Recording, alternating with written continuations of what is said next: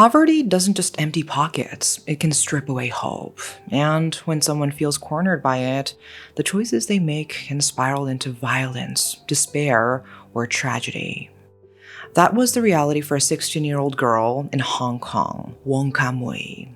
At the age when she should have been in school, she was working in the city's neon-lit red light streets, selling companionship to survive. Some clients treated her kindly, pretending it was love. But it was never love, it was always money, and not everyone who walked into her life was kind. One man, in particular, brought her unimaginable horror.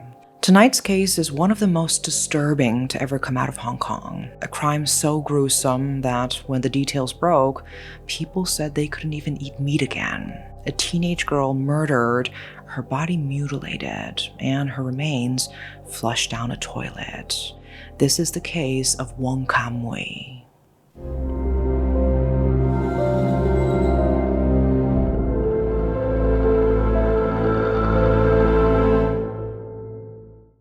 April 2008. Modernization had reached almost everywhere, including Hong Kong. Towers were everywhere, pushing into the clouds. In the alleys between them, small shops held their ground, trying to make a name, trying to resist the big corporations. By day, hundreds, thousands rushed through narrow streets to work. At night, the mood flipped.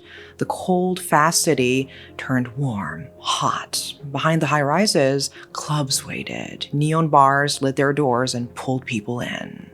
If work had you stressed, this was where you let it out. Drinking, singing, snacking.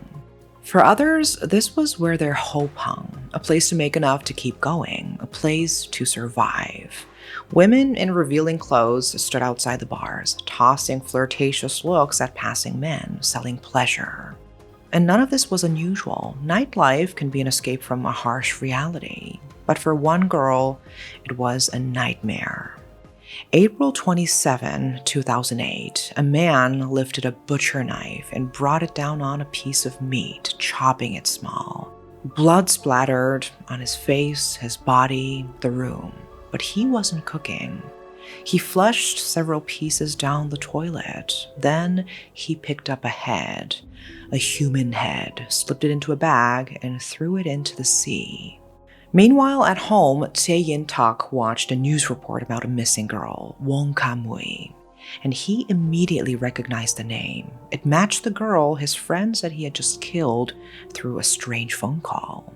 He didn't hesitate. He called the police. So before we get into the incident and how Wong ended up there, we need to look at her life before it.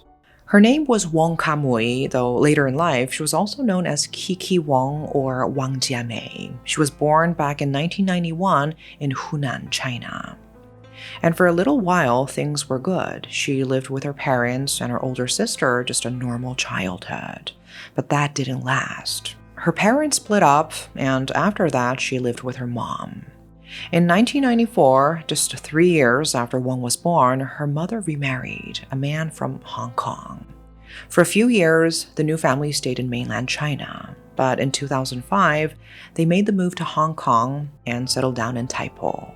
It's a vibrant area known for its rich history and lush green parks. Wong grew up like any other kid at first, carefree, playful, no big burdens on her shoulders. She went to Tai Po Samyuk Secondary School. People said she was a quiet student who really loved to study. She wasn't into sports or anything physical, but she read a lot and always tried her best. Her grades were pretty good. But even though she was doing well in class, she struggled with the social side of school. Other kids made fun of her. She wasn't a native Hong Konger, and her accent gave her away. So they teased her for it, constantly, and the bullying didn't stop there. Her family was also having a hard time financially after the move. They were falling behind on bills, and it showed. It made her an easy target for even more bullying. At some point, the family debt was said to have reached 50,000 Hong Kong dollars, and by January of 2008, in her third year of secondary school, Wong dropped out. She was 16 years old. And she had no diploma, no experience, and now she had to compete with adults just to find work. And she tried everything, from physical labor to small jobs like reselling goods, but rejection became a daily routine. Adults mocked her, turned her away. Still, she kept smiling. She believed that if she kept pushing, maybe one day things would get better. But again, she was only 16, and finding a stable work at that age was nearly impossible. And that pressure, it pushed her into survival mode. She had to stay open to people, to conversations, to anything that might lead to money. And through someone she met, she got introduced to a world called compensated dating. Some people call it sugar dating. So it's basically where someone pays to spend time with someone, short-term relationships, often with extras. You could think of it like a rented girlfriend or boyfriend, but the line between dating and sex work, it's thin, sometimes non-existent. Compensated dating doesn't happen in clubs or brothels. It lives online. Girls post ads, sometimes through a middleman, sometimes directly. Clients browse, message, arrange a meetup. It all feels informal, like you're ordering something off a menu, but behind those screens, a lot of those girls are underage, and a lot of them, like Wong, are just trying to survive. Usually these clients started off light. They'd ask the girls for a simple chat online. Then that turned into meeting in person, and before long, it became spending the night together. What began as companionship slowly blurred into prostitution, and before anyone realized, the whole trade was being run by syndicates. The clients paid anywhere between 800 Hong Kong dollars and $1,600 each time. Middlemen took their cut, 200 to 300 Hong Kong dollars a transaction. For a 16-year-old girl like Wong, who was naive and desperate, it looked like fast money. She volunteered herself into one of these compensated dating networks, not realizing she was stepping into a hidden sex trade, a space where underage girls provided services to much older men. At first, Wong hesitated. The service felt like too much. But after enough nights, she got pulled in deeper. Slowly, the 16-year-old girl found herself immersed in it. Still, she clung to a dream, to leave this life behind, to become a model, and one day live a normal life with a normal job. By mid-April 2008, Wong was back on the forum, posting ads, chatting with potential clients. Some weren't even looking for sex, just someone to talk to about their day. And then came the message that would change everything. A new notification popped up. A man with the nickname Fatty Ting. No hesitation, he asked straight away her price. He wanted to meet her. So Wong answered like she always did with first-time customers, warm, casual, like she'd known them before. She sent her price list and Ting paid in full, not just for a date, but for a dating and sexual service. But Ting wasn't new to this world. He'd been part of the sex trade since he was 16 himself, paying older women for sex back then. As he grew older, though, his taste shifted. He started looking for younger girls like Wong. Ting was born in 1984 in British Hong Kong. When he was 5, tragedy struck. A car crash killed his mother. The same crash left him with a serious head injury. From then on, he was never the same. He struggled emotionally, he couldn't focus. His moods would flip, excited one minute, furious the next. By the age of 8, he was in a psychiatric hospital, diagnosed with ADHD. What people thought was just a learning problem turned into a burden that followed him everywhere. He couldn't concentrate, couldn't connect with kids his age. Friends described him as having a strange temper, getting enraged over things no one else understood, lashing out when things didn't go his way. People kept their distance, and eventually he dropped out during his first year of secondary school, unable to handle the social side of it. Losing his mother left a hole that never healed. His father remarried and a stepmother cared for him, but it wasn't enough. His behavior kept spiraling. By 15, Ting had already had trouble with the law. He spent a year in a boys' home after assaulting someone. Soon after, a friend introduced him to drugs. From then on, he became a regular user. By 16, he was a fixture in Hong Kong's clubs, drinking, taking drugs, and paying for sex. By day, Ting worked, first as an air conditioning engineer and later in 2008 as a transportation worker. He earned little, but he burned through most of it at night, partying and buying prostitutes. And then came the night that would change everything. April 27, 2008. The lights of Hong Kong lit up the night. By the time office workers clocked out, neon signs flickered on and the city shed its business suit. Suddenly, it was all alcohol, drugs, and sex on offer inside the clubs. And Ting was right there in the middle of it, like he always was. And that night, nothing was different. He hit a club inside a shopping mall, blowing his wages on alcohol, ketamine, and ecstasy. He partied like he had no tomorrow, drinking, laughing, dancing, flirting with women until morning came. Then the sun rose, swallowing the neon lights. Ting stumbled home, awake, buzzing, but far from satisfied. The adrenaline was still pumping, and his hunger was still there. So he pulled out his phone, logged into one of the well-known compensated dating forums, and that is where he saw her. He saw this ad, a girl who was just 16. Her photo caught his eye, flawless skin, wide eyes, small lips, a face that looked like a doll. So Ting didn't hesitate. "How much do I have to pay to have sex with you?" he typed. And with that, he transferred 1,500 Hong Kong dollars, around $280 to Wong Kamui.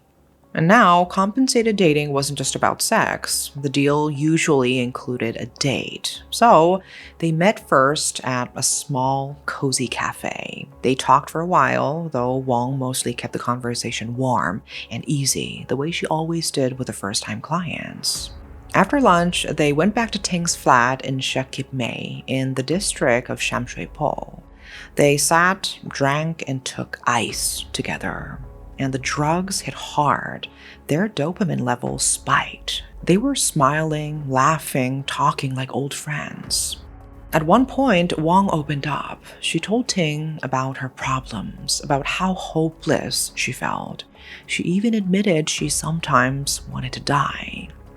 And according to Ting, that moment, mixed with the drugs, was what set him off. Sometime between 1 and 3 p.m., he snapped. He lunged at her, his hands locked around her throat, claws digging into her skin. He shoved her down to the floor. Wong fought. She was smaller, weaker, high on drugs, but she still tried to resist. Her body started to go limp. Her breathing stopped. She lost consciousness. But Ting didn't stop. He kept squeezing until Wong Kamui was dead. The sight of Wong's body lying there seemed to jolt Ting back into reality. He panicked, shocked at what he had done. He claimed later he couldn't even remember the moment, blaming the drugs, blaming the haze. But what he did know was simple. Wong was dead, and in his mind, there was only one option left. He had to get rid of the body. He looked around his apartment for a way out of the nightmare. That's when his eyes landed on a butcher knife in the kitchen. And in that moment, he decided, I have to chop her body. What happened next was hours of horror. Ting dragged Wong's body into the bathroom, butcher knife in hand. He started by slitting, then chopping, separating her head from the body. He sawed through limbs, cut the torso into smaller pieces, even taking the time to carefully strip bone from flesh. Blood painted the room. Piece after piece, he flushed her flesh down the toilet, reducing her to something unrecognizable. And while he was doing this, he made calls, 3 separate calls to his friend, Tik Tok. These weren't normal conversations, they were confessions. Ting told Jae that he had killed Wong, told him what he was doing, cutting her body into pieces, flushing it away. But Jae, thinking Ting was high and rambling nonsense, laughed it off and hung up.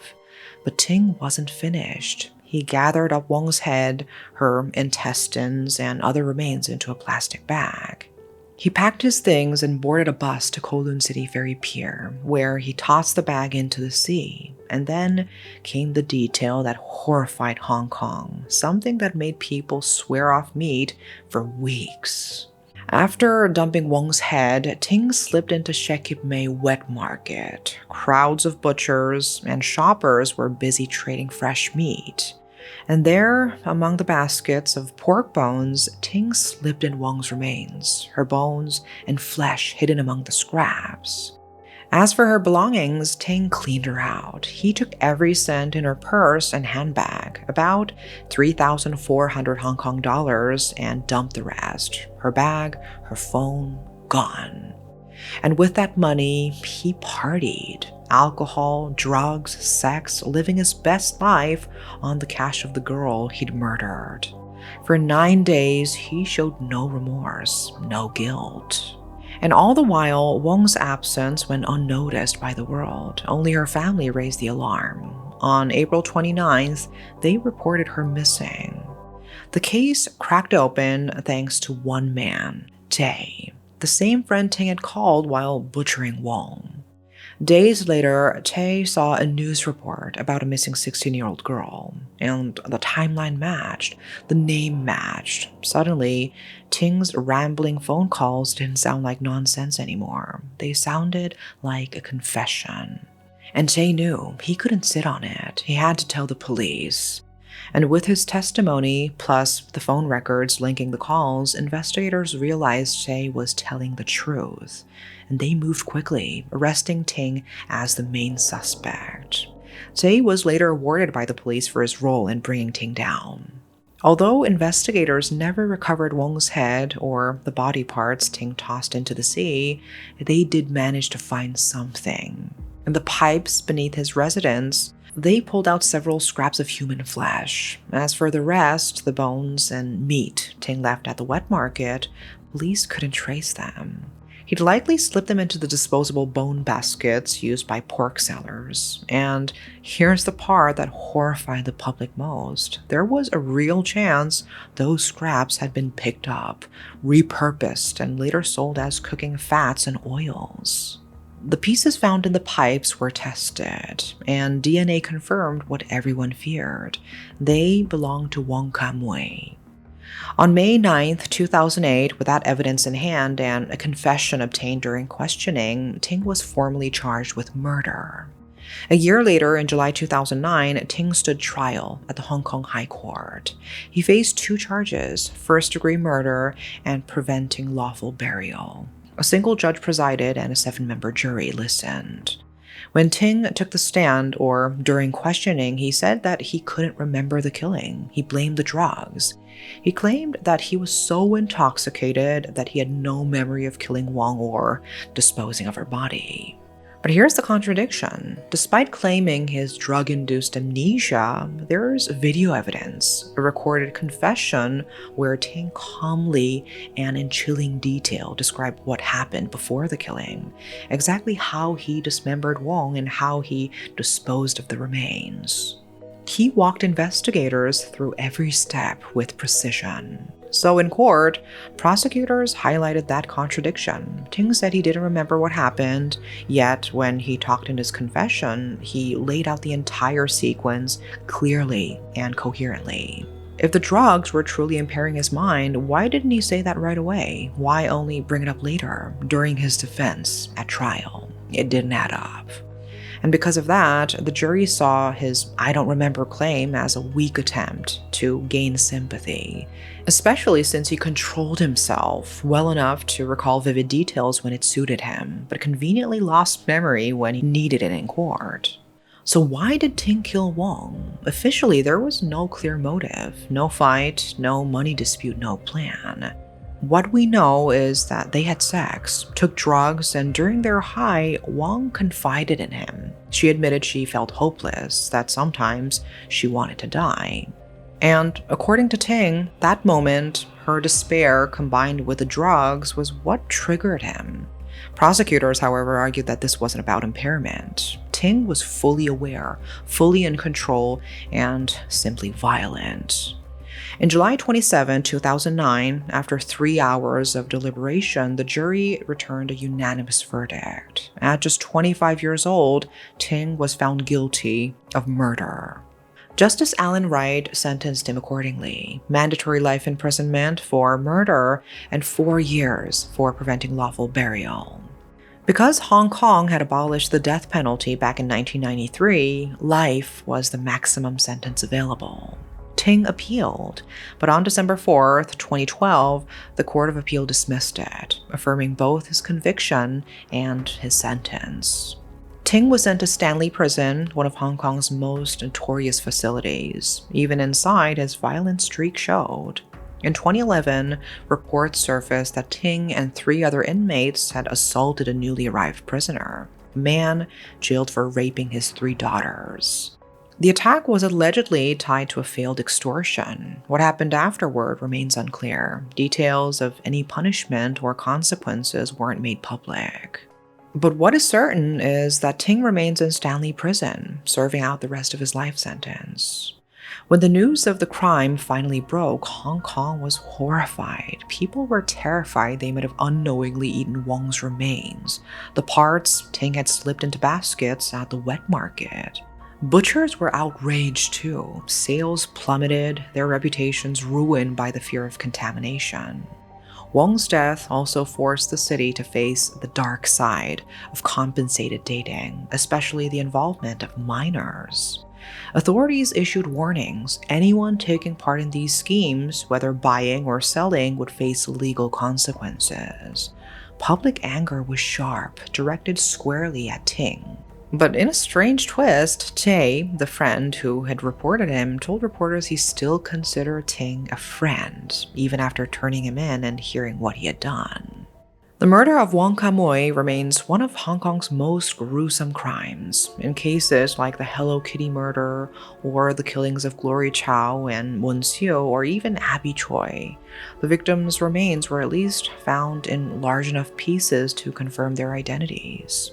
Wong's head, though, was never recovered. To this day, it's missing. And this case only came to light because of one man, because Ting, in his haze, trusted a friend enough to confess. If Tae hadn't gone to the police, Wong might have stayed just another missing teenager, her name fading into silence. This case should make us stop and think, how many other girls are walking those same streets, posting on those same forums, believing they have no other choice? And how many of them will never be reported missing, never be even remembered the way Wong was? In the end, Wong never got the chance to grow up, to chase the dreams she still carried, to step away from the darkness she was pulled into. Most parts of her body were never retrieved. Her life was cut short in the most brutal way. So maybe the lesson here is that when we see someone slipping into dangerous territory, especially someone young, we can't just look away. Because sometimes one small intervention is all it takes to stop a nightmare before it begins. So, what do you think about this case? Do you think justice was served? And what can be done to protect the next Wong Kamui from meeting the same fate? Share your thoughts in the comments, and that is all for today. Thanks for watching.